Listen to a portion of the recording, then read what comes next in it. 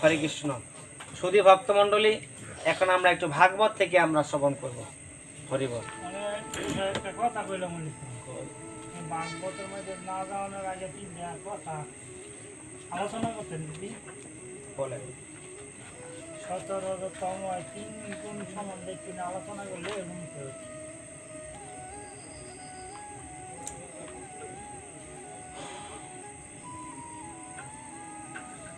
17তম গুণ, এটা ভগবানের বিধান। পৃথিবীর এমন কোনো প্রাণী নেই যে 3 গুণের মধ্যে নাই। যিনি ভালো মানুষ, সোজা কথা, তাকে বলে 70 গুণের অধিকারী মানুষ, সব দিক দিয়ে যিনি ভালো। আর যে ভালো মন্দ মিশানো, ভালো আছে মন্দ আছে, তাকে বলে রাজসিক ব্যক্তি বা রজগুণযুক্ত মানুষ। আর তার মধ্যে ভালো কোনো গুণই নেই, তাকে বলে তামসিক ব্যক্তি বা তমগুণযুক্ত মানুষ। যিনি মিথ্যা করে, মিথ্যা কথা বলে, ছল করে, কপট করে, চুরি করে, ডাকাতি করে, মানুষের ক্ষতি করে, সদাচার নাই, নিষ্ঠা নাই, বাজ বিচার নাই, কেউ তামসিক বা তমগুণযুক্ত মানুষ। তমগুণযুক্ত মানুষের গতি হইল নরক লোকে গমন হয়। আর যারা রাজক গুণযুক্ত মানুষ, তারা আবার মানব কুলে ফিরে আসে। যারা সত্যগুণযুক্ত মানুষ, তারা স্বর্গাদি লোকে যায়, স্বর্গ লোকে যায়, কেউ পিতৃলোকে যায়, কেউ সূর্যলোকে, চন্দ্রলোকে যায়, আবার ফিরে আসে। হিতাই জ্ঞান থাকে না। আর যারা সত্য, রজতম, এই 3 গুণ কোনোটাই তার মধ্যে নাই, 3 গুণের অতীত, সে ভগবত ধামে ফিরে যায়। 3 গুণ দিয়েও ভগবানরে পাওয়া যায় না। 3 গুণের কি হইতে হইব? 3 গুণ কেউ ছাড়তে হইব। হরে কৃষ্ণ। সংক্ষেপে তাই বললাম, গীতার মধ্যে আছে 17 অধ্যায়ে। যাই হোক, হরে কৃষ্ণ। এখন আমরা শ্রীমদ্ ভাগবত থেকে একটা অধ্যায় আমরা আলোচনা করব।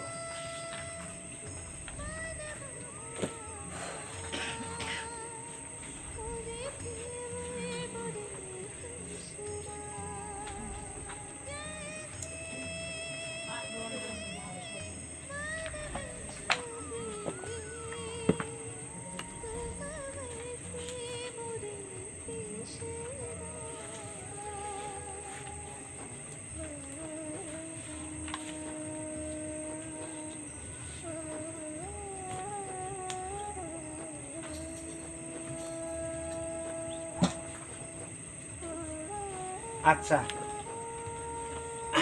হরে কৃষ্ণ। আমরা শ্রীমদ্ ভাগবতের 3য় স্কন্ধ, একটা কথা শোনেন, এই কলিযুগে একমাত্র ভাগবত শ্রবণে অনায়াসে জীবের মুক্তি হইতে পারে। গীতা পাঠ শুনলেও এত সহজে মুক্তি হয় না। কেন? গীতা পাঠ শুনলেও এত সহজে মুক্তি হয় না, একমাত্র শ্রীমদ্ ভাগবত শ্রবণে। প্রশ্ন আসছে কেন? কারণ গীতা আসছে, গীতা হলো মহাভারতের একটা অংশ, তাই না? গীতা হচ্ছে ভগবানের বাণী, আর ভাগবত হচ্ছে তার লীলা। লীলা না? আচ্ছা, গীতার বাণী কি সবার দ্বারা মানা সম্ভব? কথা কন না, মানা কঠিন না, কিন্তু শ্রবণ করা কিন্তু সম্ভব। সম্ভব না? যেমন ধরেন, এই ভাগবতের মধ্যে আছে, যখন ভক্তি দেবী তার 2 পুত্র জ্ঞান আর বৈরাগ্য এই কলির প্রথম দিক দিয়ে আইসা তারা খুব কষ্ট পাচ্ছিল, তখন বৃন্দাবনে গিয়ে শুয়ে শুয়ে কান্না করতেছিল। নারদ গিয়ে বলতেছে, তোমাদের দুঃখ কি, তুমি কে? বলছে, আমি হলাম ভক্তি। এই কথা শ্রবণ করিয়া নারদ মুনি তার চরণ ধরিয়া বলছে, মা, তোমার দুঃখ কেন? এরাই বা কারা? এই বৃদ্ধ। এই বৃদ্ধরা আমার পুত্র।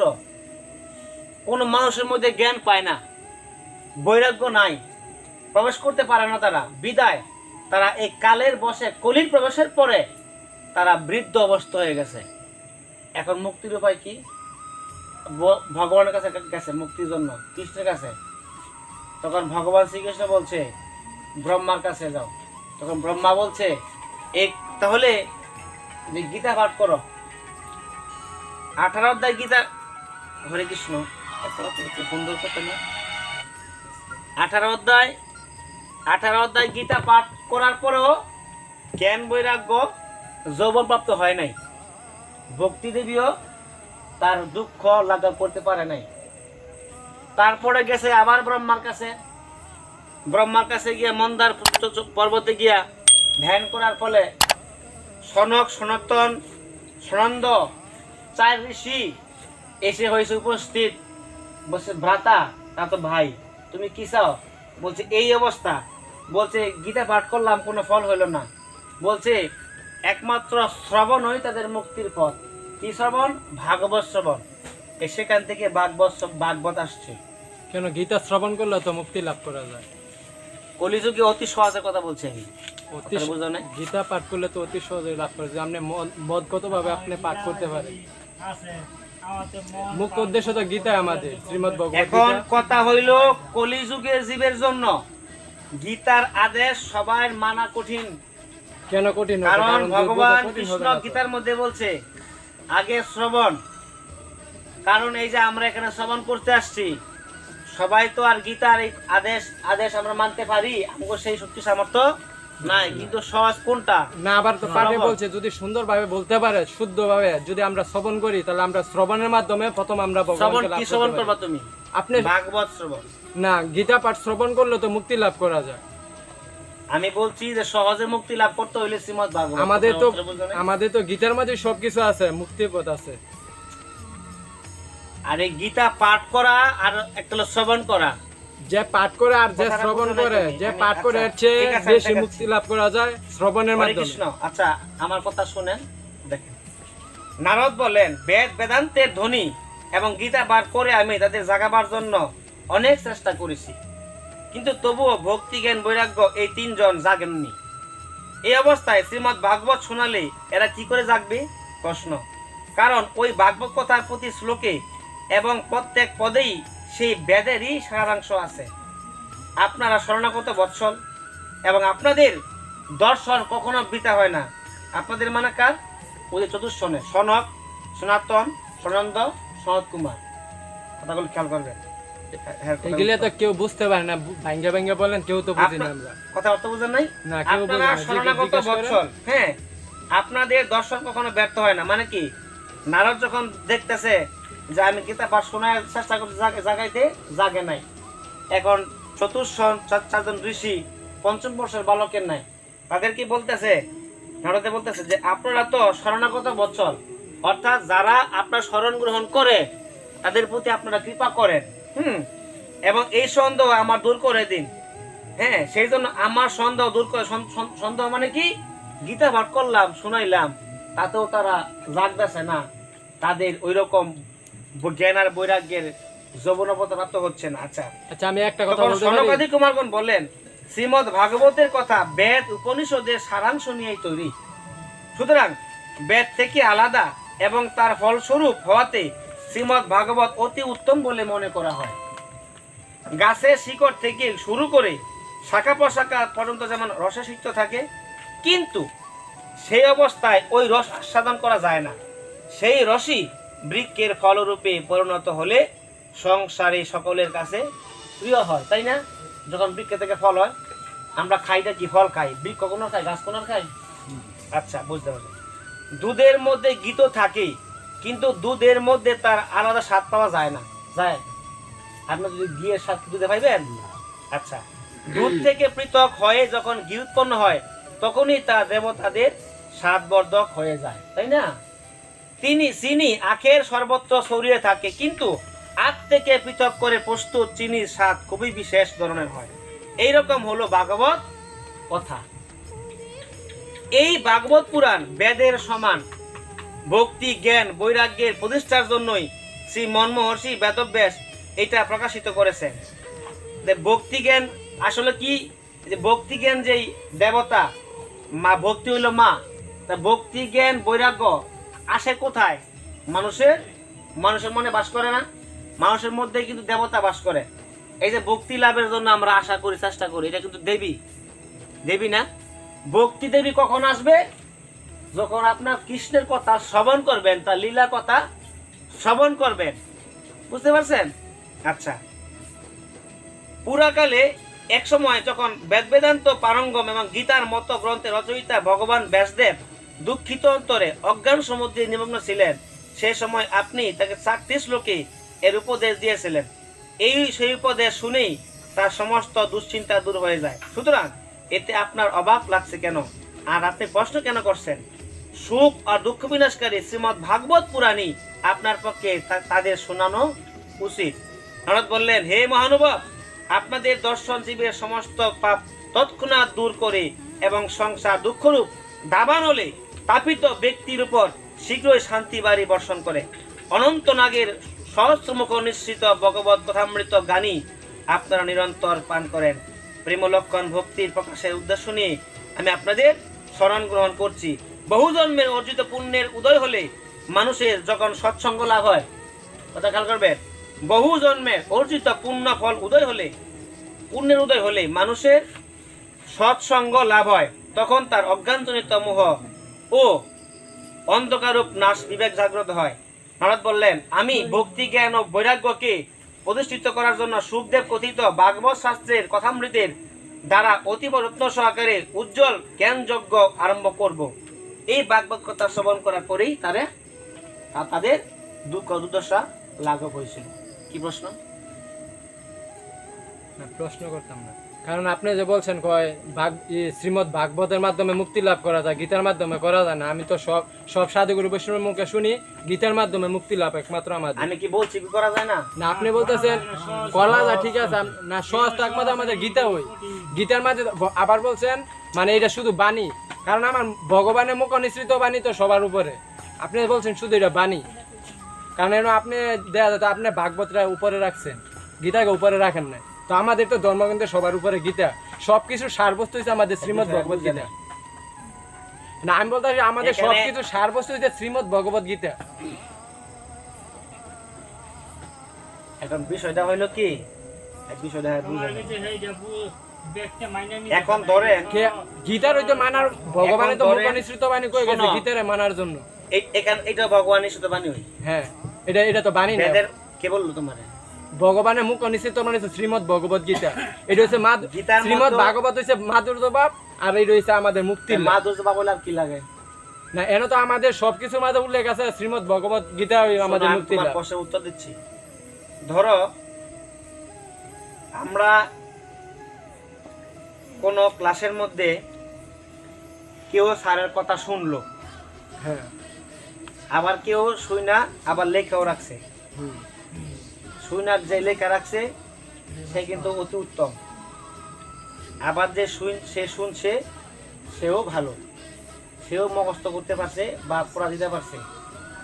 আবার যে শুইনা লেখা রাখছে সেও কিন্তু একই কাজ করতে পারছে। স্যার যখন দেখলো সে শুনছে, বলতে পারছে, আবার লেখাও রাখছে, তার প্রতি তো কৃত বেশি হবে। এখন শ্রীমৎ ভাগবত গীতার মধ্যে কর্মযোগ, জ্ঞানযোগ, ভক্তিযোগ 3 ভাবে বিভক্ত আছে। ভগবান শ্রীকৃষ্ণের গীতা শ্রবণ করলে, ভক্তিভাব নিলে আমাদের মুক্তি অবশ্যই হয়, কিন্তু গীতা পাঠ করে মুক্তিটা এই কলিযুগের জন্য অত্যন্ত কঠিন। কেন কঠিন? কারণ আমার কথা না, শাস্ত্রে যা পাইছেন তাই কিন্তু কথাটা কইছি, বানাইলে দিব। আচ্ছা, যেমন ধরো ভগবানে বলছে না কঠিন, যেমন তুমি ধরো একটা জিনিস বোঝামো, এখানে কঠিন এর মর্মার্থ বুঝে নিতে হবে। আপনি যে অধ্যয়ন করেন তো বুঝাইলে আমরা সহজভাবে বুঝি। আমি তোমার বলি, যেমন ধরো তুমি আমাকে বললা একটা জিনিস যে দাদা আপনি আমাকে তুমি 10-15টা বানিয়ে দিলা যে আপনি এই জিনিসগুলা করবেন বা তুমি এই জিনিসগুলা করবা, আমি তোমাকে বানিয়ে দিলাম।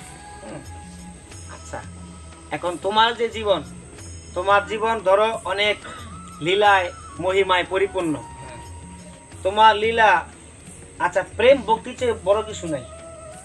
এখন মানে তোমার লীলা আলোচনা কইরা শুইনা আমি প্রেম ভক্তিতে মাধুর্যভাবে ভাবিত হয়ে থাকি, কিন্তু অনেক লোকের আছে গীতা পড়া বোঝার মতন এবং বোঝানোর মতন আনন্দ না পাওয়ার মতন অনেক লোক আছে। সবাই তো গীতা পড়তে বুঝতে পারি না। আচ্ছা, কইরা বুঝাটা কয়জনে পারে আর শুনতে পারে কয়জনে? দেখো শ্রবণ করতে পারে সবাই, পড়তে পারে সবাই, কথা খেয়াল করবেন, শ্রবণ করতে পারে সবাই। আপনি দেখবেন অনেক শিক্ষিত লোক আছে, তারা গীতা জানলেও পড়ে না। অনেক অশিক্ষিত লোক বা নিরক্ষর লোক আছে, তারা যেখানে মনে মনে বলে ভগবানের প্রতি প্রেম ভক্তি নেয়া, আমি তো গীতা পাঠ করতে পারি না, আমি একটু হরিসভা কি গোবিন্দের লীলা কীর্তন শ্রবণ করি। শ্রবণ করতে গিয়ে যখন সে ভক্তের সঙ্গে প্রেম ও মাধুর্য ভাবে সামর্থ্য অতীতে ডুবে বেসে যায়, তখন ভগবান তাকে তৎক্ষণাৎ মুক্তিদান করে। এখন গীতা পাঠে কঠিন বলছি না, কথাটা প্রমাণের দরকার না। মহাপ্রভুর আমলের কথাই কই, মহাপ্রভুর আমলে মহাপ্রভু নিজে বলছে, আমি একজন মাত্র গীতা পাঠকে দেখছি তোমারে, যখন মহাপ্রভু নীলা চলে গেছে, গীতা পাঠ করতেছে, পড়াশোনা জানে না একটু নিরক্ষর, গীতা দেখে কান্না করতেছে। তুমি কান্না করো কেন? আমি শুনলাম তোমার তো উচ্চারণ শ্লোক ভুল। বলছে প্রভু গো, আমি যখন তোমার লীলা স্মরণ করি, অর্জুনের সাথে তোমার স্মরণ করি, গীতা খুলি, দেখি তুমি গীতার সামনে বসে আছো, তুমি দাঁড়ায় আছো, অর্জুনের পয়সা তোমার দিকে, আমি এইটা দেখি, গীতা পড়ে আসে এই নিচে। তার মানে কি? প্রেম ভক্তিটা মূল কথা। কারো যদি গীতা হোক, গোবিন্দের লীলা শ্রবণ, কৃষ্ণের জীবনী, ভাগবত শ্রবণ কইরা প্রেম ভক্তি জাগে, সে মুক্তি লাভ অবশ্যই করে সহজে। শ্রবণ হইল আগে, শ্রবণ কইরা যেই ভক্তি প্রেম লাভ হয়, পাঠ করে এতটুকু হয় না, পইরা ততটুকু হয় না। এই জন্য গীতা পইরা বা গীতা পাঠের যে মূল রহস্য, যে বাণীগুলা যদি ধারণ করা যায়, এটা অনেক অত্যন্ত কঠিন। এমন কঠিন কারণ গীতা সাধারণত অনেকে আমরাই অনেকে বুঝি না। আমরা পাঠ করেছি, তার মানে কি আমরা বুঝি না। কিন্তু একটা গোবিন্দের লীলা আলোচনা করলে দেখবেন মনে কত আনন্দ লাগে, প্রেম ভক্তি লাগে, ভগবত প্রেম ভক্তি জাগে। কৃষ্ণের একটা লীলা, গোস্ব লীলা আপনারা শ্রবণ করেন, অনেক সময় করেন না? কি করে অকাসুরকে বধ করছে, বকাসুরকে বধ করছে, যশোদার গৃহে কি জন্ম হয়েছে ভগবানের, কিভাবে আবার ভগবান প্রকট হয়েছে, এই লীলা শ্রবণ করা অত্যন্ত সহজ, প্রেম ভক্তি জাগে, এতে জীবের সহজে মুক্তি হয়। গীতা পাঠ কইরা ভগবানের জীবের মুক্তি হবে, কিন্তু একটু কঠিন। জ্ঞান মার্গ আর হলো ভক্তি মার্গ একটু কঠিন না? জ্ঞান মার্গে অনেক কঠিন, আর ভক্তি মার্গে সহজ। ভক্তি মার্গ পাইবেন কিভাবে? শ্রবণে। আপনি মানুষের কাছ থেকে শুই না, ভাগবত শুই না, যে ভক্তি লাভ করতে পারবেন, আপনি ফইরা দেখেন তা পাইতেন না। হরে কৃষ্ণ, এটা বাস্তব। আপনি ধরেন, এই যে আমি ভাগবতের কথা এখন আলোচনা করব বা করতেছি, যদি আপনি একটা লীলা কথা শোনেন, আনন্দ বেশি পাইবেন, আর নিজে নিজে গিয়ে করেন, আনন্দ কম পাইবেন। যদি মানুষ 1 লাখ আনন্দ পাইতো, তো ঘরের মধ্যে বই সঙ্গ করতো, কেউ আর সাধু সঙ্গ বৈশা হরিসভা করতো না। এই জন্য বলছে সাধু সঙ্গ, সাধু সঙ্গ।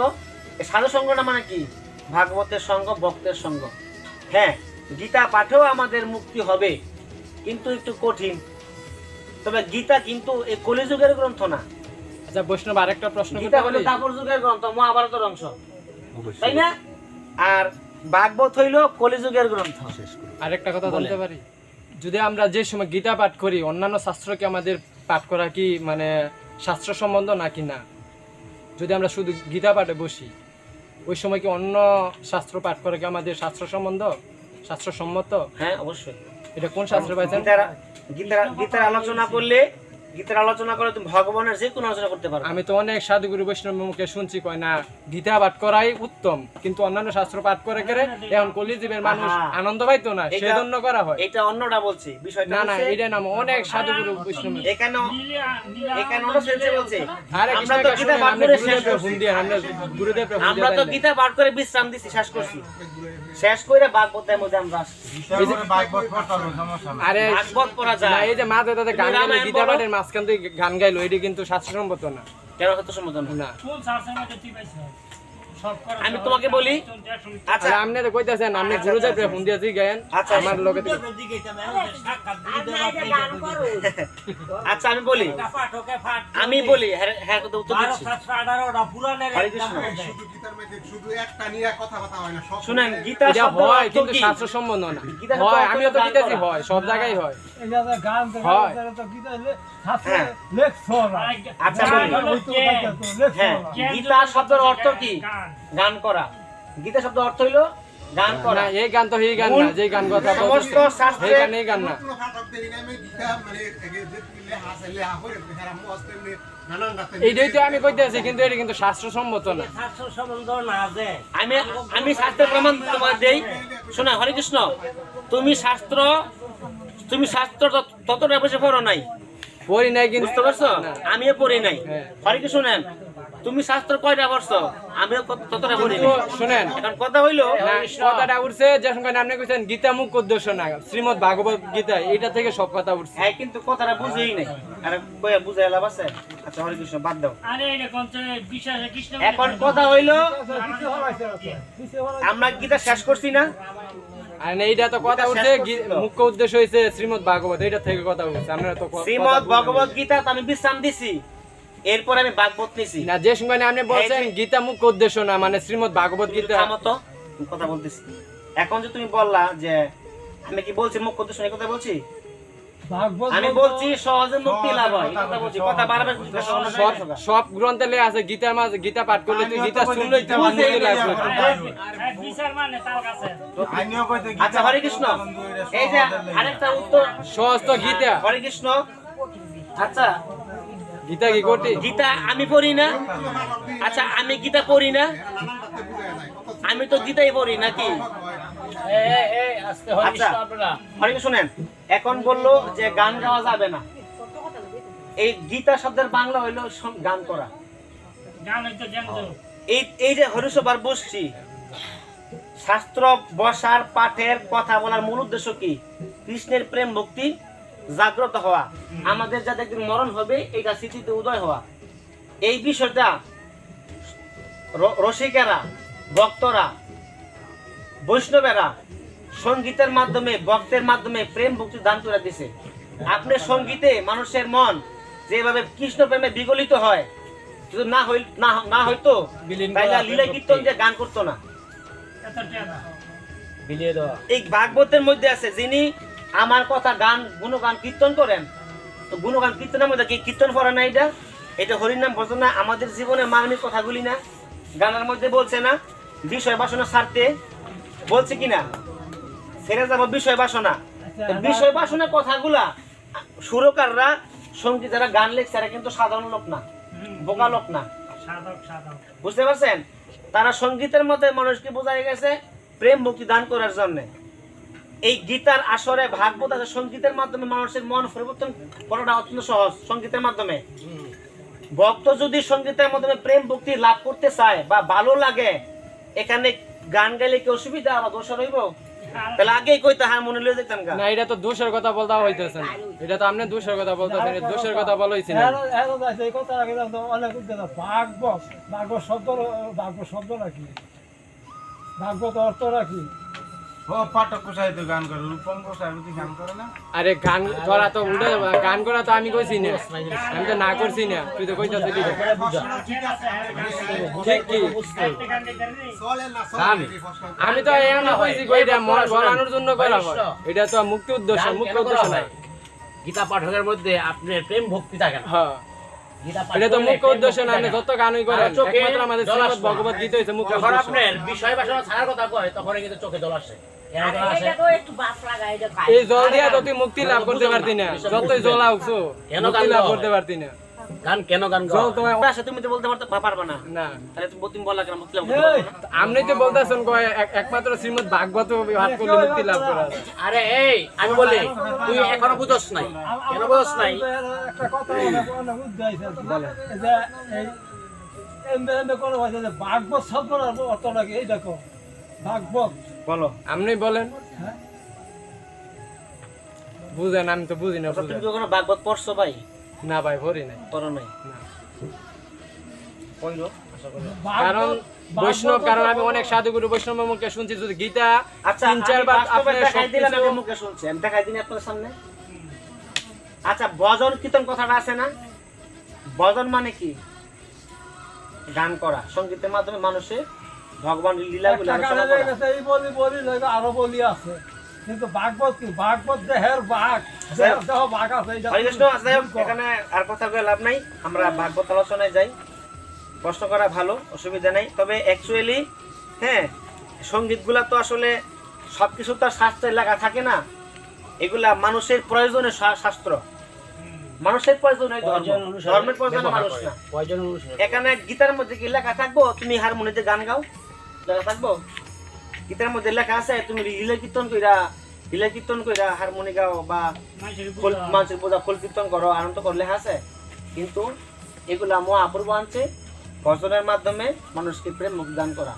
এই খোল, হারমোনি, কর্তাল, এই সঙ্গীতের আয়োজন করলে মহাপ্রভুর দান। আমার অনেক গ্রন্থের মাঝে ঠিক আছে? গান আছে, কিন্তু গীতাতে সমস্ত সব কথাতে সব গ্রন্থে থাকে এমন কথা আছে? আচ্ছা এখন যদি কোন রাধা রানীর কথা গীতায় নাই কে, এটা কি যুক্তি? সব কথা সবার কথা সব জায়গায় থাকবো? আচ্ছা চৈতন্যের মধ্যে লেখা আছে এই গানের, সঙ্গীতের, ভজনের কথা। চৈতন্য ভাগবত আছে, কই যাবেন? নীলা কীর্তন করলে দেখবা হয়ে যাবো। থাকবো 150 থাকলে 100 মানুষের চোখ দুই বড়ু চণ্ডী দাস অশ্রু জল লিখিত মুক্তি লাভ করে লাবি। শুনেন, বলতাম দেই না বড়ু চণ্ডী দাস, চোখ দিয়ে জল বার জয়দেব। মুক্তি লাভ করবি। জয়দেব, তুমি দেখা যাও কি লিখে পারো দলের যাই হোক। গান আছে কিছু হরে কৃষ্ণ। যাই হোক, আপনারা একটু শুনেন, ভাগবত শুনেন, আপনারা বুঝানোর মতো ভালো দেখেন। নাই, আমি পরে দুইটা প্রশ্ন করবো, আচ্ছা যাই হোক, আপনারাও বলেন। আমরা অবশ্যই প্রশ্নের জন্য কোনো না নাই, হ্যাঁ এই আর কি। তবে ভাগবত যদি আমরা ভাগবত আসরে পাঠ করি, সেখানে এই সঙ্গীতের কোনো প্রয়োজন নাই, যদি ভক্ত মনে করে, যদি ভাগবতে পড়ে যায়। কিন্তু আমরা যে গীতা থেকে আলোচনা করে পড়ছি, বিশ্রাম দিয়েছি, এখন আমরা ভাগবতে যাব। হরে কৃষ্ণ। জনিতাই জয় করে হরি। আচ্ছা এই, এগুলা কথা বলে আসিস না। এখন আর কথা বলেন না। হ্যাঁ আচ্ছা, যেটা বলছিলাম, দেহ গেহাদিতে আসক্ত পুরুষের অধগতি বর্ণন। আচ্ছা, হে মাত, বায়ু তাড়িত মেঘ সমূহ যেমন বায়ুর বেগ বুঝতে পারে না, সেই রকম এই সংসারবদ্ধ জীব শক্তিশালী কালের প্রভাবে বিভিন্ন অবস্থায় বিভিন্ন জনিতে পরিভ্রমণ করে থাকে। কালের প্রভাবে আমরা অনেক মানুষেরা, জীবেরা বিভিন্ন জনিতে জন্মগ্রহণ করে থাকি, কিন্তু কালের প্রবল পরাক্রম আমরা কিছুই জানতে পারি না। সুখের অভিলাষে জীব যে সমস্ত জিনিস বহু কষ্টে সংগ্রহ করে, কাল ভগবান সেই সবই বিনষ্ট করেন, যার ফলে জীব আবার দুঃখ ভোগ করে থাকে। এর কারণ হলো মন্দবুদ্ধি জীব নিজের এই নশ্বর দেহ এবং তার সম্পর্কিত গৃহ, ক্ষেত্র এবং ধনসম্পত্তিকে মোহবশত আমরা চিরস্থায়ী বলে মনে করি। এটা হচ্ছে আমাদের মোহ। একটু দেন। আচ্ছা, মনে করি। হরে কৃষ্ণ।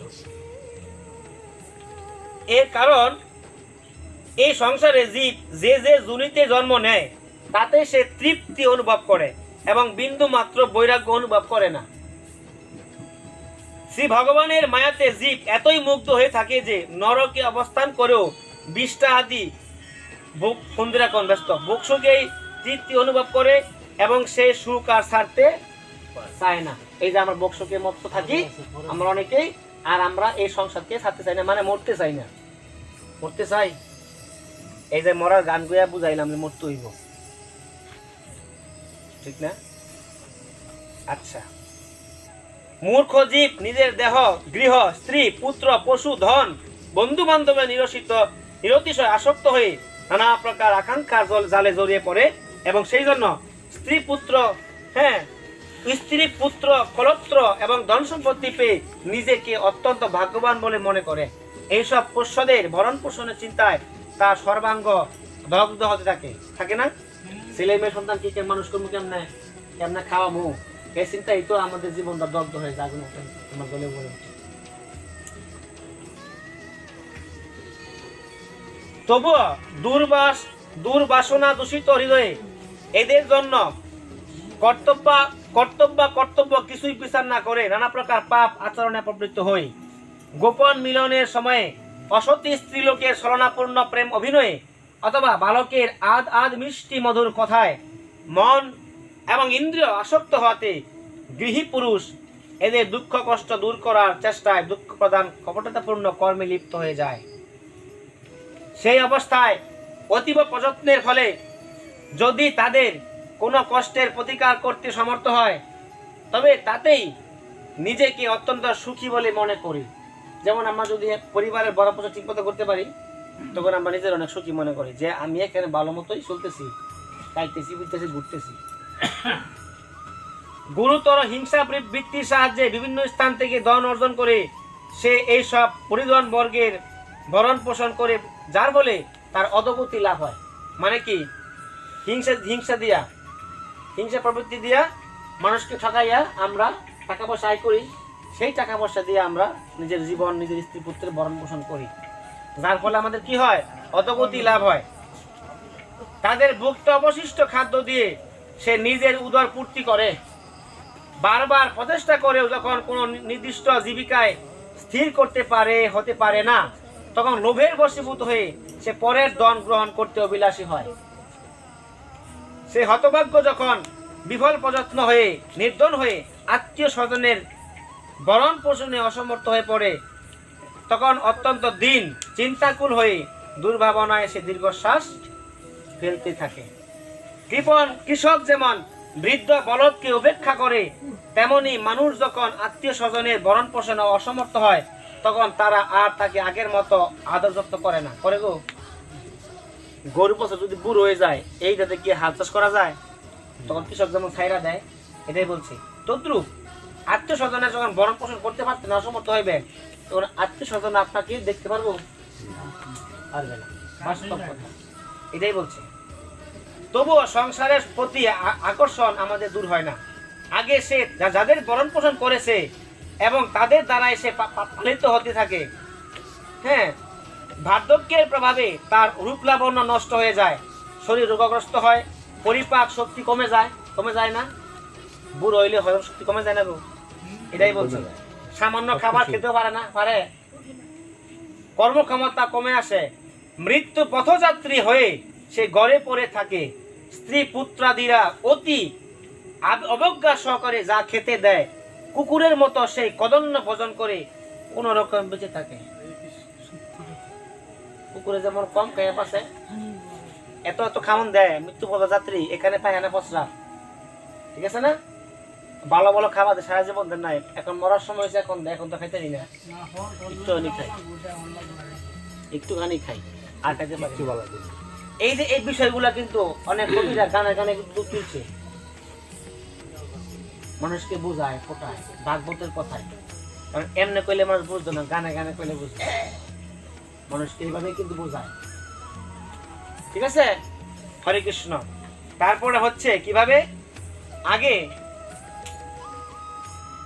মৃত্যু নিকটবর্তী হলে, বায়ুর উৎক্রমণের ফলে তার চক্ষু তারকা বহির্গত প্রায় হয়। অর্থাৎ যখন মৃত্যু হইব, ভিতরে বাতাস যখন চাপ দিব, বায়ু চাপ দেয়, মৃত্যুর বাতাস আত্মা, বুঝতে পারছেন? তখন চোখ বড় বড় হয়ে যায়, চোখ বের হয়ে যায়, ভয় পায়। আমরা কই না সে এমন ওই জম দেখে ভয় পাইছে, আসলে কিন্তু ভয় পায়। জমকে দেখে পায়খানা প্রস্রাব করে দেয়, চোখ বড় হয়ে যায়, তার ভিতর থেকে বাতাস তাকে উৎক্রমণ করে। হ্যাঁ, পরে শিরাসমূহ কফের দ্বারা রুদ্ধ হয়ে যায়। আমি যে দেখছি এই শিরাগুলা মধ্যে মৃত্যু যখন হইব, কফে এই জায়গা বইরা যায় আর শ্বাস ছাড়তে পারে না, কফ এখানে আটকায় রাখতে আস্তে আস্তে সে মারা যায়। কফ পিত্তপাত, এই ত্রিবেদীতে মানুষকে আক্রান্ত করে মৃত্যুর সময়, যারা বয়স হয়েছে তাদেরকে। কফ বৃদ্ধি হওয়াতে গলার মধ্যে গর্গ শব্দ হতে থাকে। কাল পাশের বশবর্তী হয়ে শয্যাশায়ী সেই ব্যক্তি আত্মীয় পরিজনে পরিবেষ্টিত হয়ে তাদের দ্বারা সম্ভাষিত হয়েও কোনো উত্তর দিতে পারে না। পারে? এই যে আমরা কত কথা কই, সবার সামনে দাঁড়ায়, আহে গো পরিমলে মরে হইতেছে গো, কি অবস্থা গো, আর মনে বাঁচত না, কই না? আমরা কিন্তু অনেক কথা কইতেছি, সে কিন্তু আনু কথা অনেকে শোনে, অনেকে শোনে না, শুনলেও বলতে পারে না, এটাই এনে বলছে, উত্তর দিতে পারে না। এইভাবে সে যে ব্যক্তি ইন্দ্রিয় সংযম না করে শুধু পোষ্যবর্গের প্রতিপালনে ব্যস্ত থাকে, পোষ্যবর্গ মানে কি, স্ত্রী মানে সন্তানাদিগ যারা প্রতিপালনে থাকি আমরা, সেই ক্রন্দনরত পরিজন বর্গের মধ্যে গুরুতর দুঃখে অচেতন হয়ে মৃত্যু মুখে সে পতিত হয়। এই সময়ে ক্রোধে আরক্ত লোচন ভয়ঙ্কর দুই যমদূত তাকে নিয়ে যাবার জন্য এসে উপস্থিত হয়। তাদের দিকে সেই ব্যক্তি ভীত বিহবলতাবশত মলমূত্র পর্যন্ত পরিত্যাগ করে থাকে। যেটা আমি বলছি, যমদূত দেখে কি করে, মলমূত্র ত্যাগ করে না, ভয় হয় না। এই যে আইছেন কথা। আগে পুলিশ দেখছে জ্বর মুক্ত, হরে কৃষ্ণ। মানে জমদূত দেখলো মুক্ত হয় না। জরিতাই সেই যমদূতেরা তাকে যাতনা উপভোগযোগী দেহে আবদ্ধ করে রাজপুরুষেরা যেমন অপরাধীকে বেঁধে নিয়ে যায়, সেই রকম ভাবে তার গলায় দড়ি বেঁধে বলপূর্বক যমলোকের দীর্ঘপথে টানতে টানতে নিয়ে যায়। হিংসা বাদ দিতে হইব, তাই না? হিংসা, অহংকার, কাম, ক্রোধ, লোভ, মোহ এগুলো বাদ দিতে হইব, নাইলে নরক লোকে যাইতে হইব। ডাইরেক্ট জমলো সড়ক। এই ভাগবতের মধ্যে 21টা নরকের কথা আছে। 21টার কথা বইলা আবার বলছে আরো 7টা আছে। কত হইল? 28টা। আবারও আছে 84 নরক কুণ্ড। নরক কিন্তু একটা, কুণ্ড কুণ্ড কিন্তু আলাদা, বুঝতে পারছেন?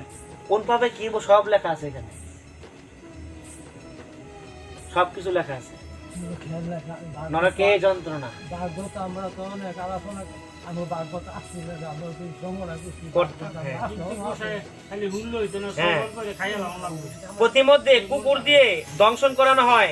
পূর্বের পাপের কথা স্মরণ করে সে অত্যন্ত বেকুল হয়ে ওঠে। ক্ষুধা তৃষ্ণা তাকে কাতর করে সূর্য কিরণ, দাবানল, উত্তপ্ত বায়ু দ্বারা সে জর্জরিত হয়ে পড়ে।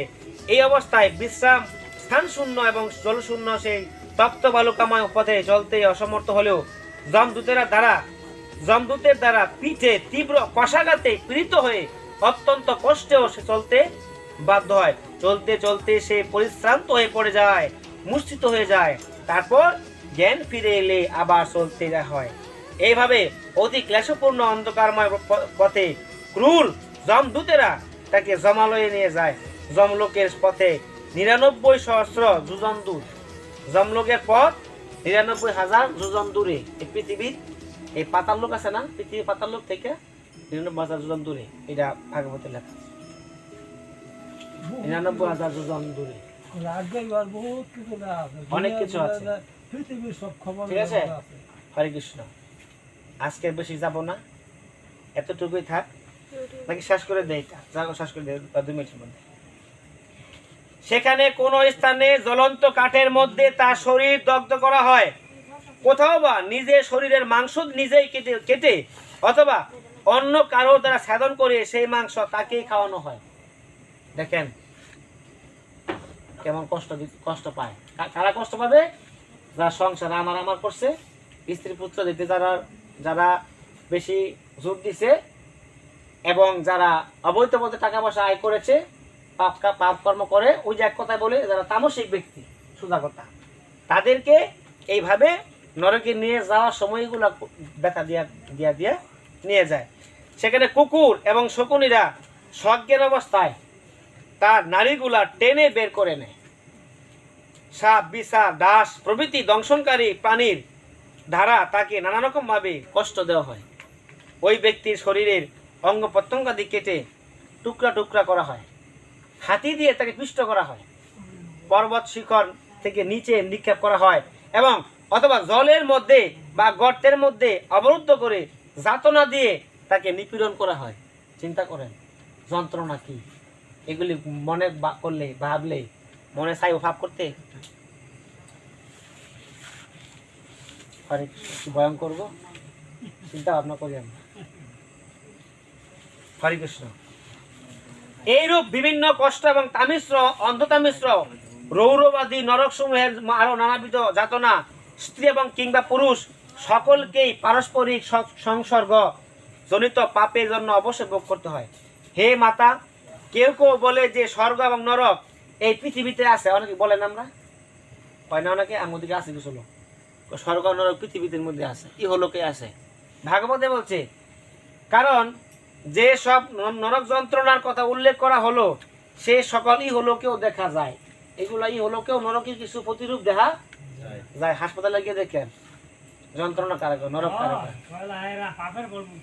একটু জ্বর হইলে কেমন লাগে, একটা হাতের মধ্যে একটা কিছু ঢুকলে কেমন লাগে, একটা মশা কামড় দিলে সহ্য করি না, এটাই কিন্তু আমি কিছু নরক। একটা উষ্টা খাইছেন, এটাও নরকের ব্যথা পাইছেন, তাই না?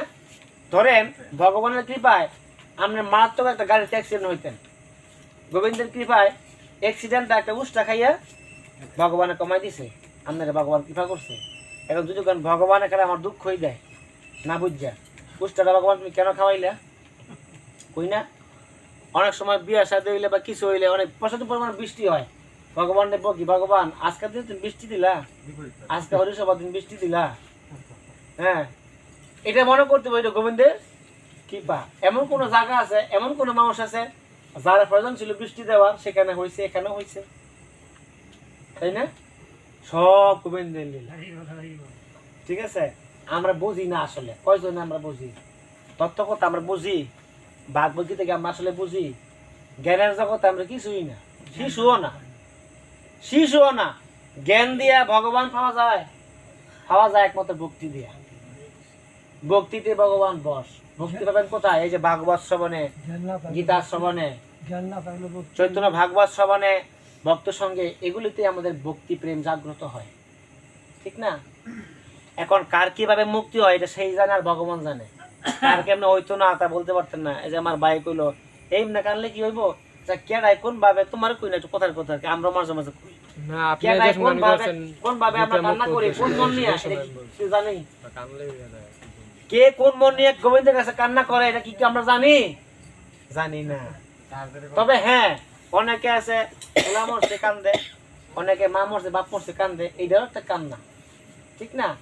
অনেকে ভগবানের জন্য কাঁদে, কিন্তু আমরা এটা বলতে যাব না যে সেই এই কারণে কান্দে, এটা বলার কোনো অধিকার আমগো নাই। এটা উচিত না। হরে কৃষ্ণ। এটা কান্দুক না, এটা তো আমগো দেখা দরকার নাই। হতে পারে, হতে পারে, কাঁদতে পারে, যার যার মনের বিষয়। যার যার মনের বিষয়। এটা দেখতে যাবেন কেন? একটা ঘটনা কই বাস্তব। আমার দিকে একজন সাধু ভক্ত আছে, বুঝছেন? তার প্রেম ভক্তি বেশি, সে প্রেম ভক্তি বেশি, ভক্তগুলো একটা কোলাকুলি করে বেশি, তারপরে আপনার একটু বাপ ভক্তি বেশি আসে। যার বাপ ভক্তি নাই হ্যাঁ কয় হ্যাঁ তো সাধুর বাপ ধরছে। একদিন গিয়া জোরে এমন শিখ মারছে, শিখ মেরে আলগা একটা হারাই দিছে, মানে কষ্ট পাইছে না? তার বাপটা কি আর তার বাপটা কি? প্রেম ভক্তি যার লগে যার লাইন সে সেটা বুঝে, গোবিন্দে বুঝে সে কি মনিয়ে ডাকতেছে। আমরা অনেকে কই হ্যাঁ বং ধরছে, কে বলে বাপ ওঠে, তার কি বাপ আছে তা সে জানবো, আমি বলার কি, আপনি বলার কে? তারে যে তার কীর্তনের আসর থেকে তারে দিলে যে ফেলে দিলে ঠিক হয়েছে? ঠিক আছে। সুতরাং কোন ভক্ত কোন ভাবে থাকে, ভগবান কোন ভক্ত রূপে এখানে আসে থাকে, এটা বলা যায় না। হ্যাঁ, এই যে আমরা এখানে অনেক কথাবার্তা বলছি, আলোচনা করছি, হ্যাঁ আমরা এখানে অনেক কিছু জানতে পারছি, আর প্রশ্ন করে ভালো জানতে পারছি। হয়তো এরা বুঝাইতে দেরি নাই, এটা আমার হইতে পারে বুঝতে দেরি নাই, সবকিছু সবাই বুঝাইতে পারে না, অথবা হ্যাঁ বুঝে না, আবার আমিও বুঝি না। হ্যাঁ এটাই, কিন্তু আমি তো এটা জানি, এটা বলি নাই যে গীতা পাঠ করলে মুক্তি নাই, কারণ মুক্তি না থাকলে আমি গীতা পাঠ করি, আমি গীতা পাঠক হই একজন, তাই না? কিন্তু নিজেকে পাঠক বলা উচিত না।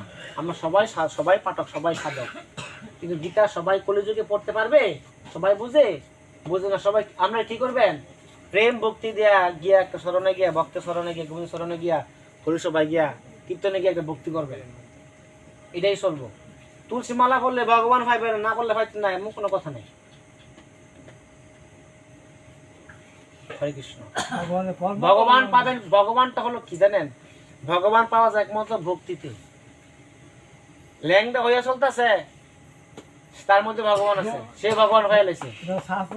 এবং বহু সাধক বৈষ্ণব মহাপুরুষ আছে যারা ভগবানকে অনেক লাভ করতে পারছে, তাদেরকে আমরা অনুসরণ বা অনুকরণ করি। স্বামী বিবেকানন্দ, রামকৃষ্ণ পরমহংসদেব, এরা কি ভগবানকে 3 বেলা পূজা দিছে? এরা কি নাম জপ করছে, তুলসী মালা লইছে গো? এরা কিন্তু ভগবত দর্শন করা মানুষ, সাধক।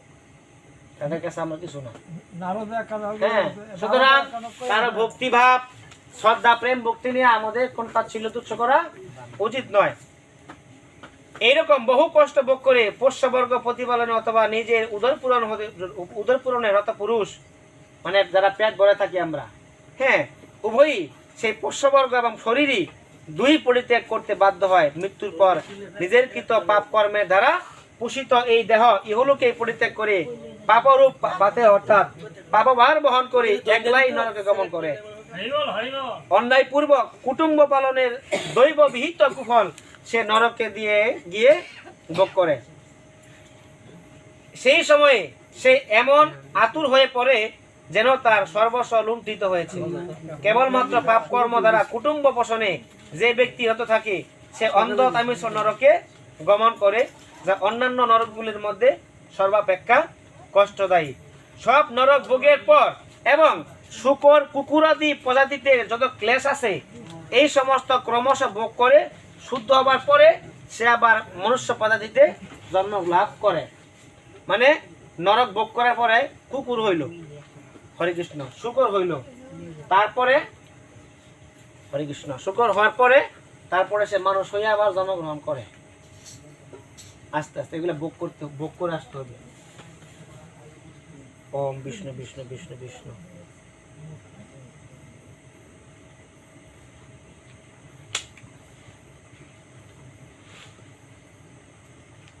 হরে কৃষ্ণ সুধী ভক্তমণ্ডলী, আজকে শ্রীমদ্ ভাগবত এখানেই বিশ্রাম দিব।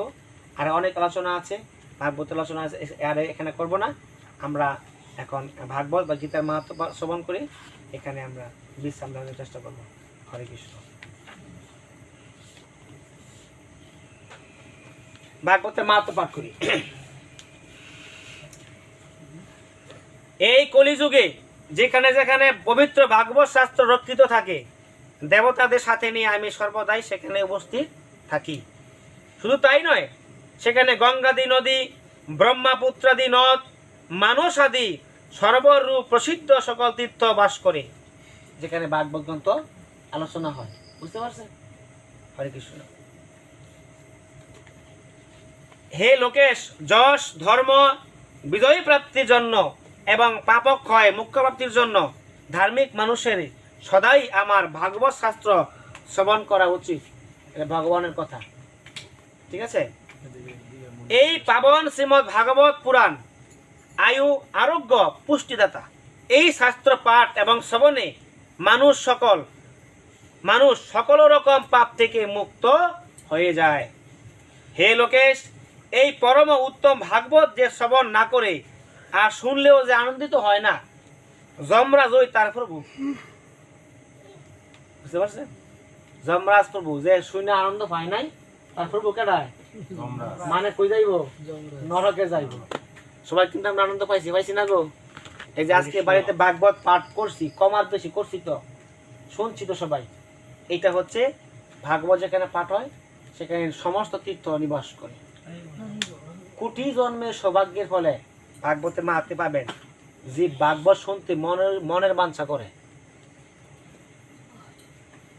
কারণ কি জানেন? এটা তো কলিযুগের গ্রন্থ ভাগবত। কলিযুগের গ্রন্থ, কিন্তু কলিযুগের লেগে সেরা। এই যুগের লেগে কিন্তু এই যুগের গ্রন্থ সেরা। বুঝতে পারছেন? এই যুগের জন্য এই যুগের গ্রন্থ সেরা। অষ্টাদশ পুরাণ লেখছে, সমস্ত 18-17 পুরাণের সার। নারদ বলছে, বেদব্যাস তুমি কৃষ্ণ লীলা তো মূল কথা আলোচনা করা নাই, পরম ভগবান কৃষ্ণের কথা।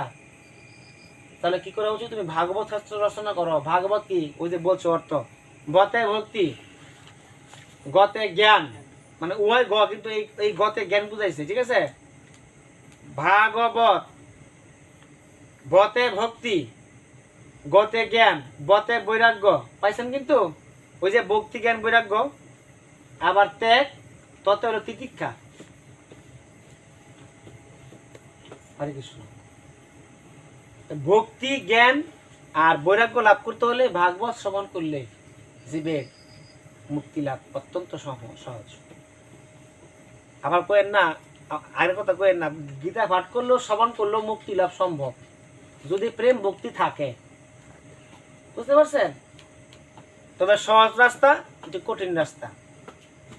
আবার যদি কেউ মনে করে গীতা শ্রবণ করে আমি ভক্তি লাভ করে মুক্তি লাভ করতে পারবো, তার জন্য আলাদা ব্যাপার, তার ব্যক্তিগত বিষয় মুক্তি লাভ করা, আর গোবিন্দের বিষয়, গোবিন্দ কারে নেয় তার বিষয়, তাই না? আমরা সবগুলোই শ্রবণ করবো। তো ভক্তিযুক্ত ভাগবতই হরে কৃষ্ণ। যাই হোক, যার ঘরে ভাগবত একটি শ্লোক, অর্ধেক শ্লোক অথবা একটি পাদও লেখা থাকে, তার ঘরে আমি নিবাস করি। আচ্ছা, মনুষ্য লোকে সমস্ত পুণ্য আশ্রমে ভ্রমণ বা সম্পূর্ণ তীর্থসময় স্নানও যত পুণ্যকারক নয়, একক এই শ্রীমদ্ ভাগবত যত পুণ্যকারক। হে ব্রহ্মা, যেখানে যেখানে ভাগবত কথা হয়, বৎসপ্রিয়া গাভীর মতো আমি সেখানে সেখানে গমন করি। ভগবান সেখানে গমন করে। যে আমার এই ভাগবত কথা পাঠ করে, সে যে সদাই ভাগবত কথা শ্রবণ করে আর আমার এই কথা শুনে যে হার্দিক প্রীতি লাভ করে, তাকে আমি কখনো ত্যাগ করি না। হরে কৃষ্ণ, পাইছেন কথা? ত্যাগ করি না। হে পুত্র, যে ব্যক্তি এই পরম পুণ্যময় শ্রীমদ্ ভাগবত শাস্ত্র দেখে নিজের আসন থেকে উঠে না দাঁড়ায়, তার 1 বছরে অর্জিত পুণ্য ধর্মকর্মের সমস্ত পুণ্য নষ্ট হয়ে যায়। হরে কৃষ্ণ। এই জন্য ভাগবত দেখা উঠে দাঁড়ায় প্রণাম করতে হয়। ভাগবত হোক, গীতা হোক, যে কোনো শাস্ত্র হোক, দেখা উঠে দাঁড়াইবেন। আমরা তো অনেক সময় এসে প্রণাম করি না, এগুলো সবসময় করতে হয়, শিক্ষা নিতে হয়। হ্যাঁ, হরে কৃষ্ণ। শ্রীমদ্ ভাগবত গ্রন্থ দেখে যে প্রত্যুত্থান, প্রণাম ইত্যাদি দ্বারা তাকে সম্মান প্রদর্শন করে, তাকে দেখে আমি অনুপম আনন্দ লাভ করি। ভগবান কৃষ্ণ বলতেছে, যে দূর থেকে শ্রীমদ্ ভাগবতকে দর্শন করে তার সামনে যায়, সে প্রতি পদক্ষেপে অসম যজ্ঞের পুণ্য লাভ করে, তাতে কোনো সন্দেহ নাই। যে ব্যক্তি শ্রীমদ্ ভাগবতকে দর্শন করে দাঁড়িয়ে তাকে প্রণাম করে, তাকে আমি ধন, স্ত্রী, পুত্র আর আমার ভক্তি প্রদান করি। আমরা ধন, স্ত্রী এগুলো চাই না, আমরা কি চাই? ভক্তি চাই। যেটা চাই আমরা ভক্তি চাই। তবু তোমার ভক্তি দান করো। আমি এত কিছু বুঝি না। সরলতা, ভালোবাসা, শ্রদ্ধা, বিশ্বাস, এতেই ভগবানের কৃপা লাভ সম্ভব, আর কিছু না, তাই না? আচ্ছা, হে পুত্র, মহারাজ উচিত সামগ্রী সমূহে যুক্ত হয়ে ভক্তি করে যে শ্রীমদ্ ভাগবতের কথা শ্রবণ করে, আমি তার বশীভূত হয়ে যাই। হে সুব্রত, যে ব্যক্তি পার্বণ সম্বন্ধীয় সমস্ত উৎসবাদিতে আমার প্রসন্নতার জন্য বস্ত্র, অলঙ্কার, পুষ্প, ধূপ ইত্যাদি অর্পণ করে পরম উত্তম শ্রীমদ্ ভাগবত পুরাণ ভক্তি করে শ্রবণ করে, পতিব্রত রমণী যেমন সচ্চরিত্র স্বামীকে বশীভূত করে, ওই ব্যক্তি আমাকে সেই রকম নিজেকেই আমাকে বশীভূত করে রাখে। মানে ভগবান বলছে যে পতিব্রত রমণী যেমন সচ্চরিত্র স্বামীকে বশীভূত করে, ওই ব্যক্তিও আমাকে সেই রকম নিজের বশীভূত করে রাখে। কাকে?